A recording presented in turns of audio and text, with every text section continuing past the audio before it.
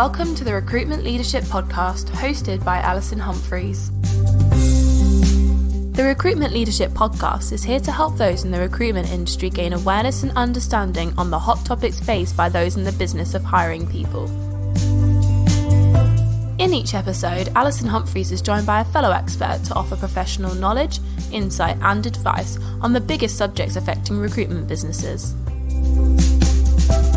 It's the podcast to listen to for recruitment business frontrunners seeking expert information from industry-leading advisors.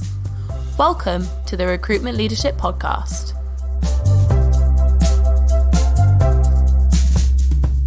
Hello and welcome to the Recruitment Leadership Podcast. Thank you so much for joining us. Today I'm really excited to be joined by Michelle Flynn of Michelle Flynn Coaching. Welcome, Michelle. Michelle's a qualified CBT trainer and integrative nutritional health coach. So very much taking a holistic approach to wellbeing and wellbeing in the workplace. But Michelle, I'd like you, if you would, to explain to our listeners how your career path led you to be counselling and consulting in this area. Absolutely. Well, thank you very much, Alison, for inviting me on. I've been looking forward to this. Yes, certainly I've had a changing career because I actually graduated in 96 and started my first career in 1997 in recruitment. So I joined Computer Futures back in the day of fax machines posting out company brochures. So very, very different. And I stayed there for a period of 8 years before transitioning over to become an in-house recruitment manager, which I did for a period of 8 years. So there's clearly an 8-year thing. And then I set up my own recruitment business, providing in-house recruitment to technology startups. And had been doing that very happily, very much enjoying that, had wonderful clients. But then through a health scare that at the time I felt I had a heart attack. I was collapsed on the floor. My husband had to call 999 and he thought that he'd lost me. And fortunately, it wasn't that, but it led to a period of 3 years where I was just sick a lot. I was exhausted. I was gaining weight, and I just kind of thought that was life in your 40s. I was 42 at that point and just kind of got used to feeling a bit rubbish until I was found collapsed again and decided I needed to figure out what was going on. So started working with a health coach, which I, to be honest, didn't know a thing about what that meant. Just thought, okay, let's give that a go. She talked to me about stress, which I'd never really thought about before. During sort of all of my careers, of course, you have moments of stress, but I just used the word without really understanding the sort of the science behind it. And as soon as she explained that, it was just an absolute moment of clarity, of understanding why I was getting sick, exhausted, sort of having a terrible memory, having kind of lack of focus. She guided me. I made some sort of significant but relatively simple changes. And then I decided that actually I wanted to support other people to do that. So decided to retrain to become a health coach and now do both one-to-one coaching and work with corporates as well to help their teams. And a lot of that is with recruitment businesses because of having over 20 years experience in the industry. I understand the lifestyles, I understand the challenges, I understand sort of how amazing a career it can be, but also the sort of how difficult it can be. So that's where I wanted to go next, actually. I was particularly interested about why this whole topic has taken flight in the recruitment sector, particularly, I think. What is it about the recruitment arena? Is it the job?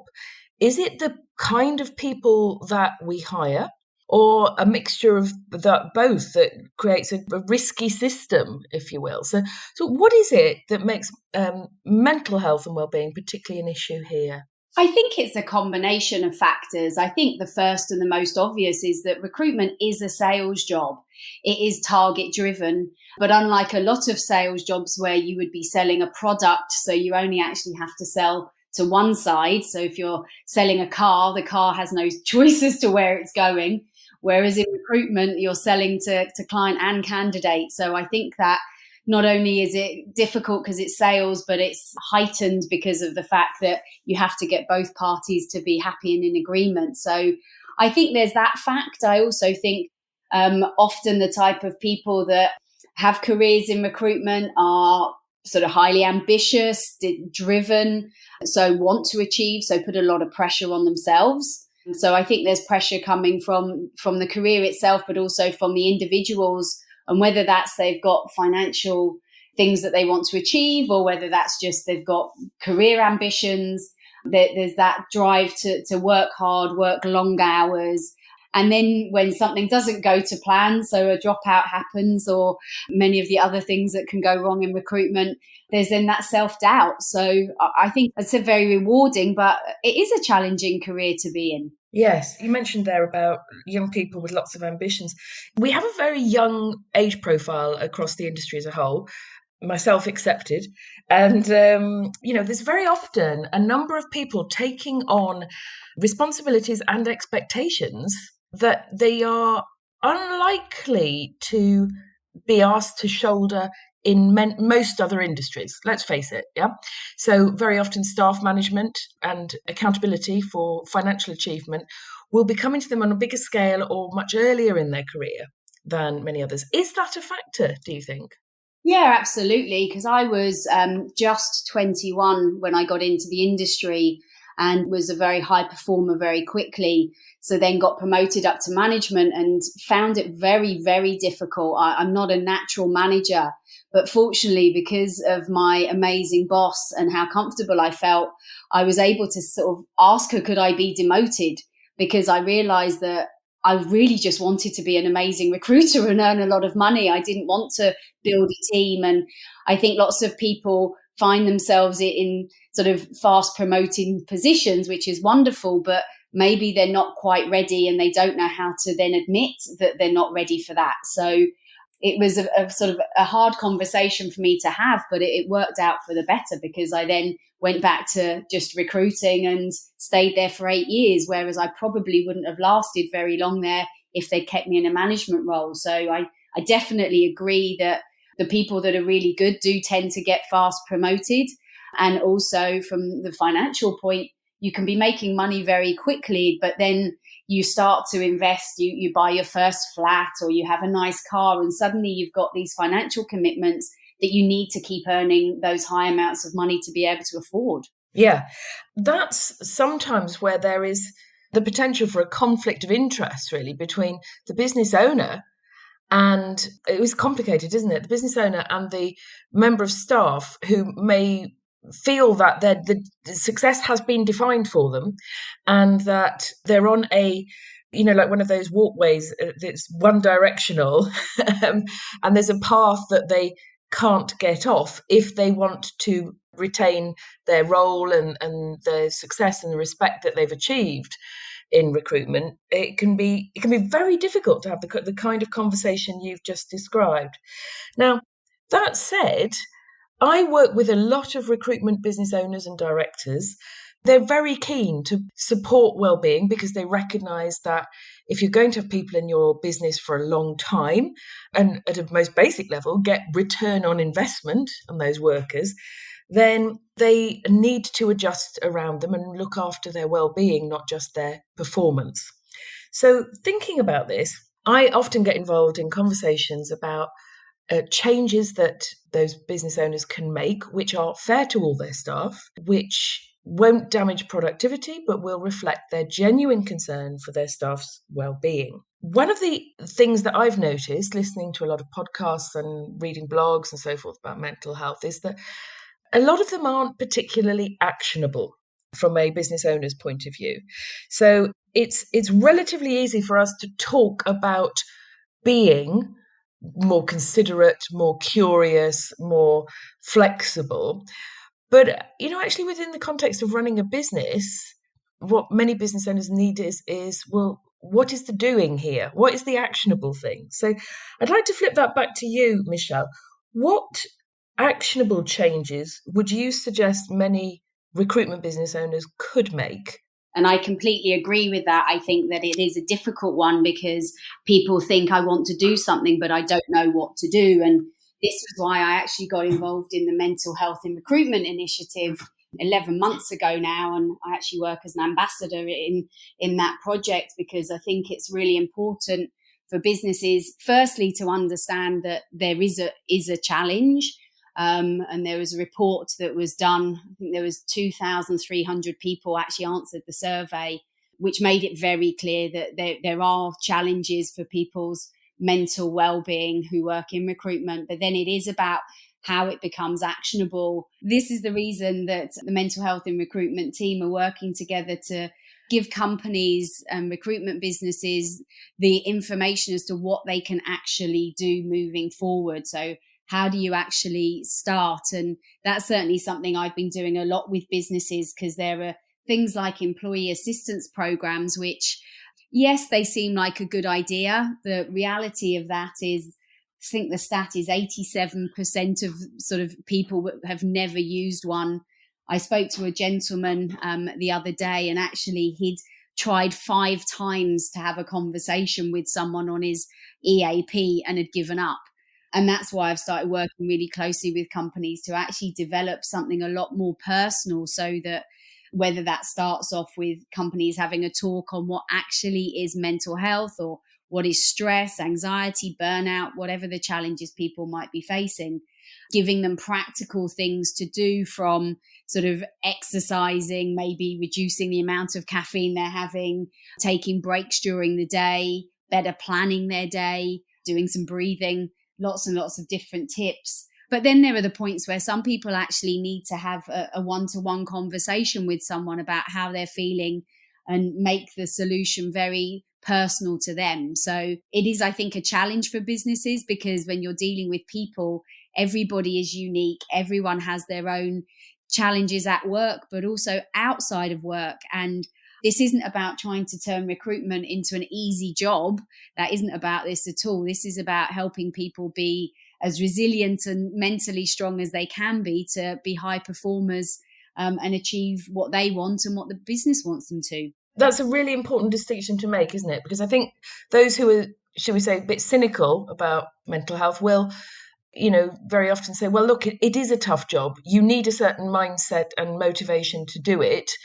And we cannot endlessly bend over backwards. Now, during the pandemic, I think most managers became more aware of their team's personal circumstances than they've ever been before, not just by seeing their kids and their pets in the background on Zoom.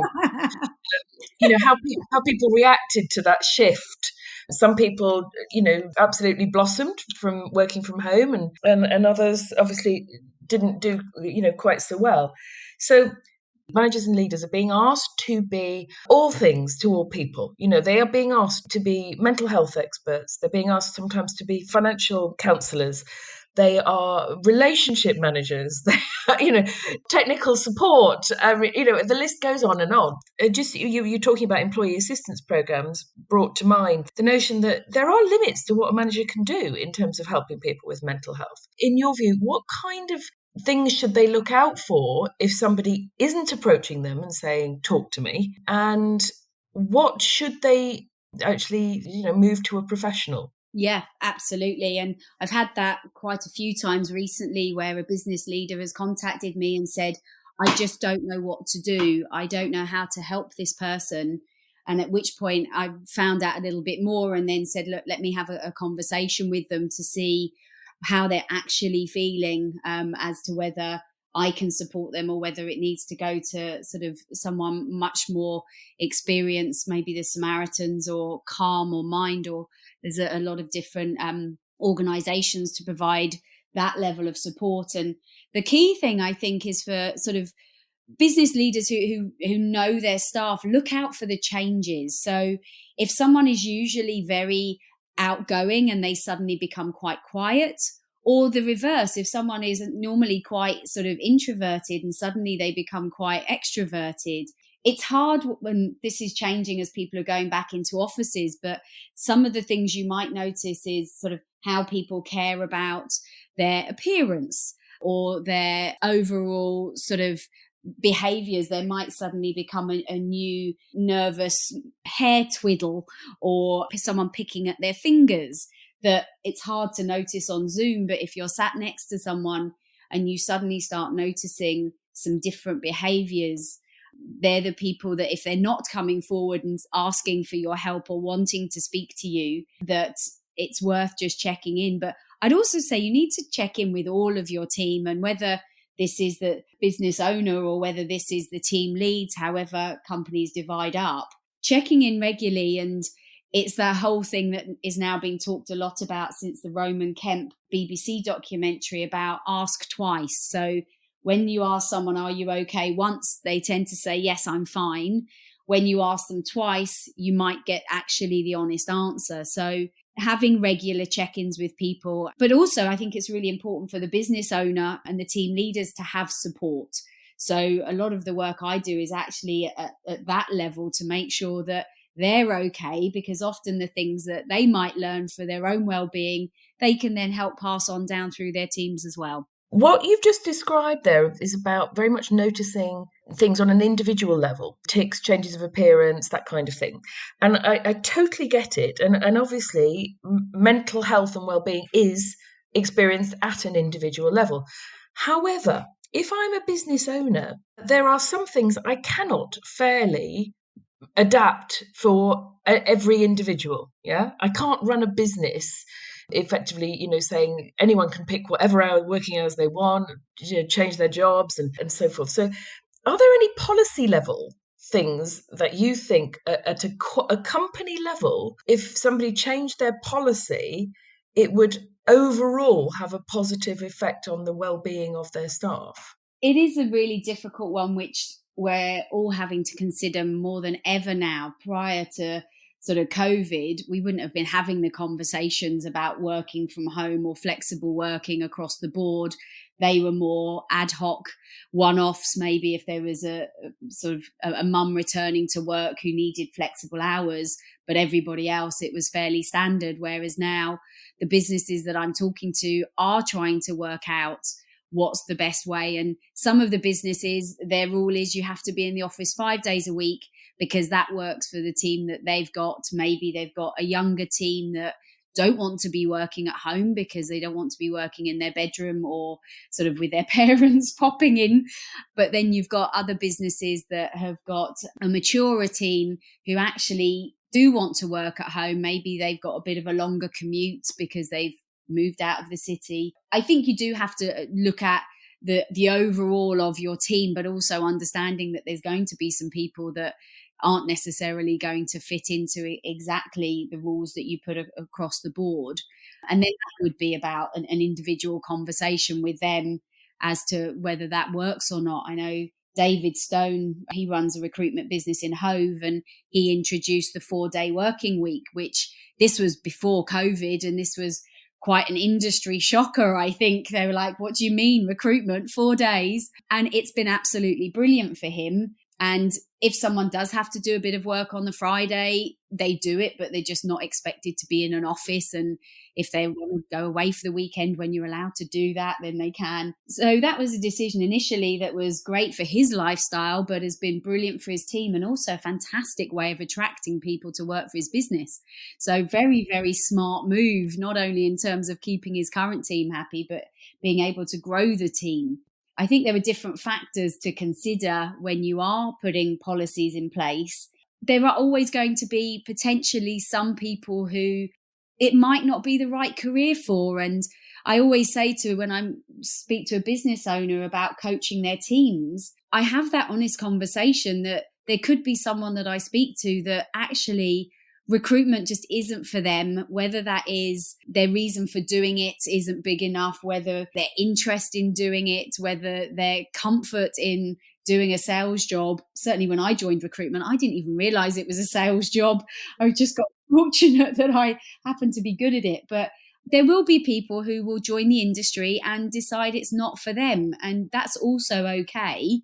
That's going to happen. We can't expect it to be perfect. And there are people who during COVID have moved out of the industry, whether they've moved into software sales, whether they've gone into in-house recruitment, or in my case, sort of moved completely out of it into coaching. But I think that's an okay thing to happen. That's just life. Yes, it isn't going to work for absolutely everybody, is it? And of course, the recruitment environment is not one that just stays the same.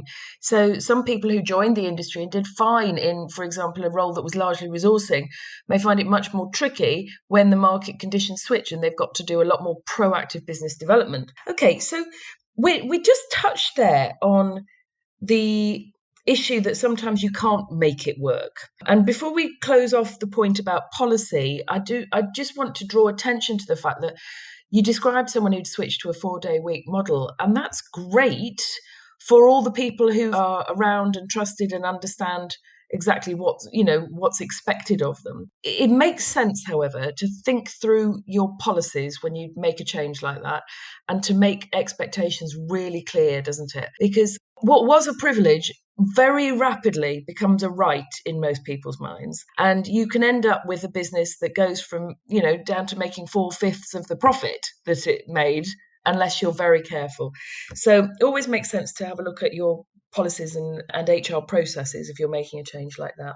Let's just dig a little bit deeper on some of the challenges around this. We all want to be good bosses. We want to work in great companies and we want to look after our well-being. There are occasionally people who are a little bit unclear about, well, what is a mental health issue and what is stress and anxiety that actually requires the employer to do something, and what is just someone feeling a bit meh that day. So I work with lots of businesses who have experienced this. They've experienced people who, quite frankly, they know from social media have got a hangover and who are then phoning in and saying, I need a mental health day. So that's a very real thing. Let's just address that, Michelle. What's your advice? I think it is very interesting, and I think social media catches people out so often. And I know of companies that introduce a duvet day once a quarter. So if you wake up and you've got a hangover or you just don't feel like it today, you can phone in, and as long as there isn't a business critical reason why you must be in the office, you can take that day. And I actually really like the idea of that, because then it means people are not having to almost make up sort of serious reasons why they can't come in. It's okay just to say, yeah, I had a little bit too much to drink over the bank holiday weekend. And by giving people that option that it's there, it's almost like pick and choose when you take your duvet day wisely. But I agree, there will always be the sort of somebody that will take advantage. And my advice at that point would be, firstly, if you're not trusting your team, then you probably have got a bigger problem. And if it's a particular person, then you're going to want to be working closely to build trust with them and understanding why there isn't a trust.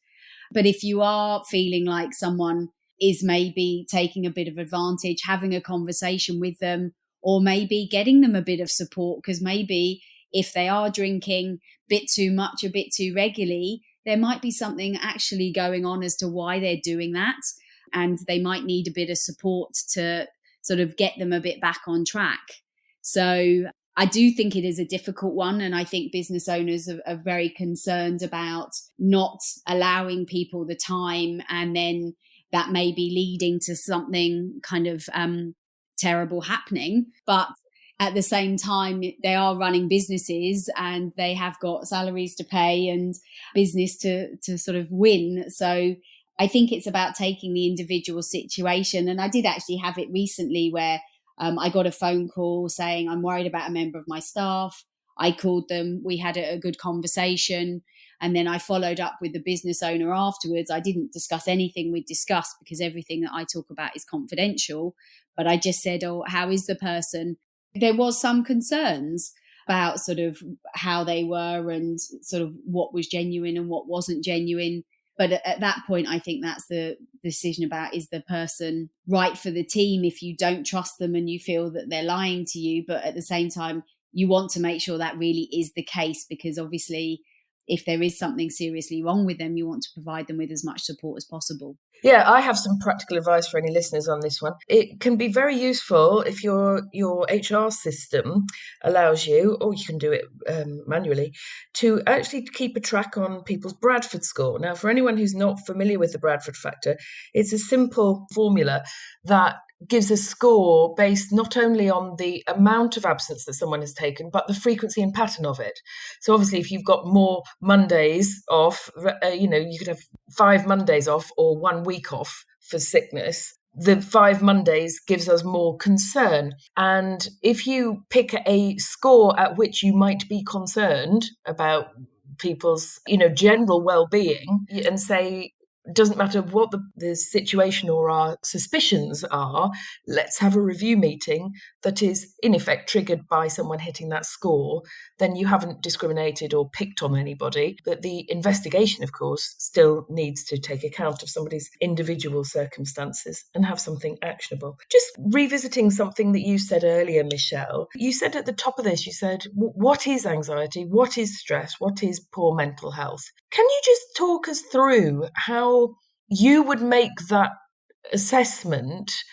So, for example, if somebody came into my office and said, I'll be taking the rest of this week off because I've broken my leg, well, naturally, I would expect there to be a doctor's note and possibly a cast on their leg.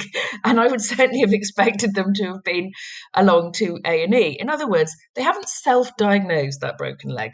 Now, things are a bit different with mental health, aren't they? So if someone says, I can't work because of my anxiety, my stress, whatever, what would your advice be to the manager receiving that notification if there's no independent diagnosis? Yes, absolutely.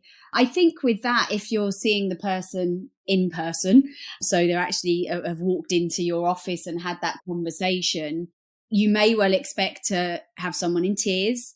You may well expect to have someone who is very agitated, so that as you start to get more and more anxious and stressed, your heart rate will increase, your ability to even sort of communicate clearly will change, because the part of your brain where you have rational thinking and make decisions switches off.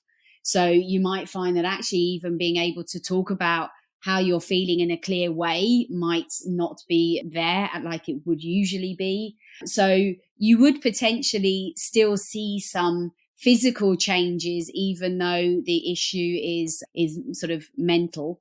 That's not always the case. And there's a fantastic book that I read to really understand a bit more about it all. It's by a chap called Matt Haig, and it's called Reasons to Stay Alive.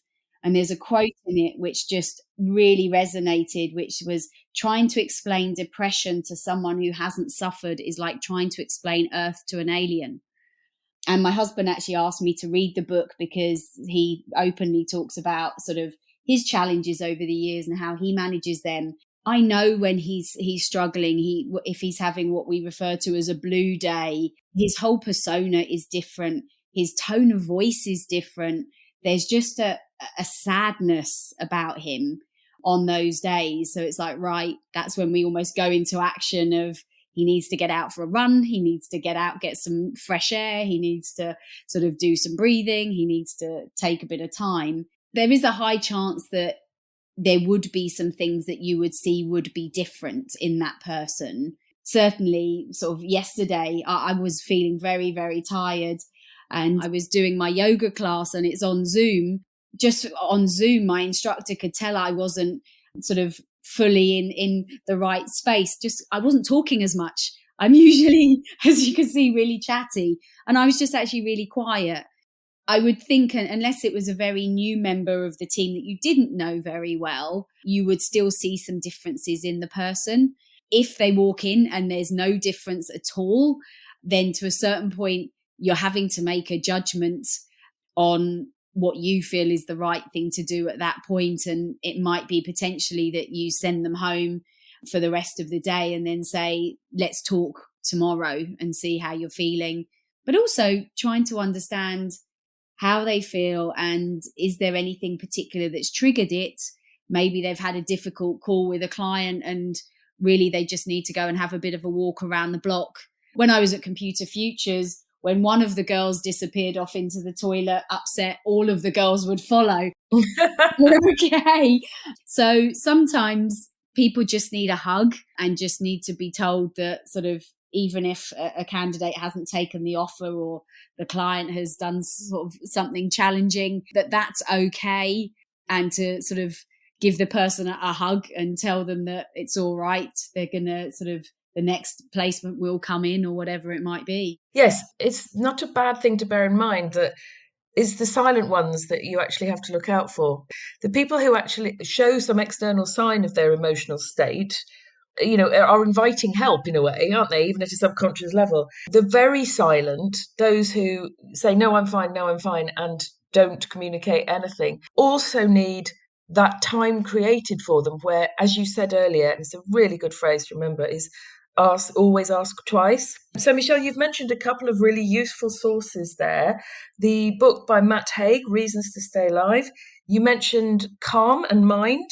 Calm is the campaign against living miserably, and it's a suicide prevention charity.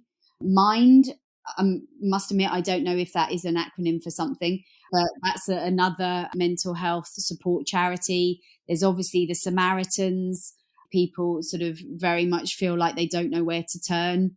So it's for people to know that there are people out there who will listen.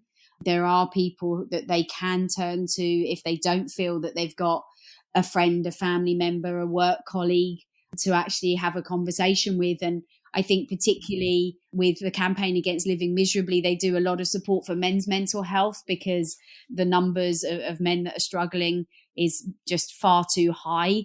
And obviously there's a lot of men working in recruitment. There's a lot of men who are not talking about how they feel, who do keep quiet, who are putting on a brave face. So it's just to let them know that there are people out there to support them if they don't feel they've got that immediate support, or they don't want to talk to somebody that they know. They want to talk to someone independent so that they aren't concerned about confidentiality or judgment. Okay. So what I'm hearing from this for managers and leaders in recruitment is that the most important thing that they can do is to notice their people. And, there will be issues that are beyond that manager to resolve. And that's important to recognise, isn't it? But there are lots of places that they can refer people to for help. The most important thing is just to notice and acknowledge in the first instance, and then work out your plan. If you are looking at policies, bear in mind, they need to be clear. Expectations need to be clear. And that a policy that works exceptionally well in one recruitment business may not in another. And be aware that mental health issues often have physical signs. Anything else you'd add by way of a sum up there, Michelle? Yep, I think that's all spot on. I'd also suggest that there's a mental health first aid training. It's not particularly expensive, and I would suggest definitely having, depending on the size of the business, but having 1, 2, 3 people that have been through that course. It's really interesting. It's a real eye-opener into all of the different struggles that people might be facing, ways to recognize them. It's not about trying to solve them for people. That's not at all what the training is about. That's about then, if you're seriously concerned about someone, your job is to get them to someone who is qualified to support. I think having sort of those within your business is a really positive, but on the side of that, I would say make sure that the people that you put through that training, if you are going to do it, are people that are approachable, because it's giving someone a lot of responsibility to be the mental health first aider. So you need to ensure that people are going to feel comfortable going to talk to them, trusting them if they have got a challenge. But that would be certainly something that I would add in there as well. Okay, excellent. So for any of our listeners who'd like to discuss how you might be able to support their business, Michelle, how should they contact you? Absolutely. So my website is nice and simple. It's michelleflynncoaching.com.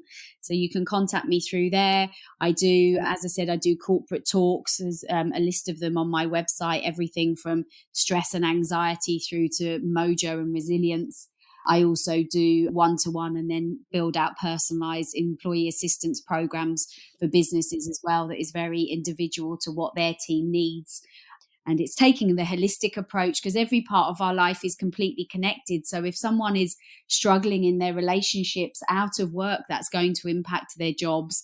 If someone isn't sleeping, that is then going to impact whether they exercise. So I think often people assume that it's find one problem and that will solve it, whereas actually things are often so connected with each other. So it's about helping people find that balance and find joy again. Okay, perfect. Thank you, Michelle. So for regular listeners, we'll know that recruitment leadership is very much about a holistic approach to looking at your business. And so mental health and wellbeing is one part of the kaleidoscope of issues that I work with. I'm Alison Humphries. You can contact me on alison@recruitmentleadership.co.uk. And my business is about putting the macroscope, if you will, on your recruitment business to help you build a sustainable, authentic and profitable recruitment business all the way through to successful trade sales. So thank you, Michelle. Thank you very much for listening, everybody. Look forward to speaking to you next time. Thank you.